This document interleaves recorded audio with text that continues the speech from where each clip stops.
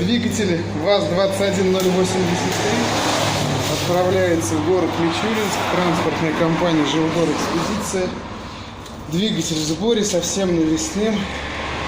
Генератор, карбюратор, трамблер, бензонасос, маховик, все шкивы, помпа и так далее. Сайт Регион Техснаб. Заказывайте у нас двигателя. Вот уже в транспортную погрузили. Еще деревянная решетка в транспортной компании уедет.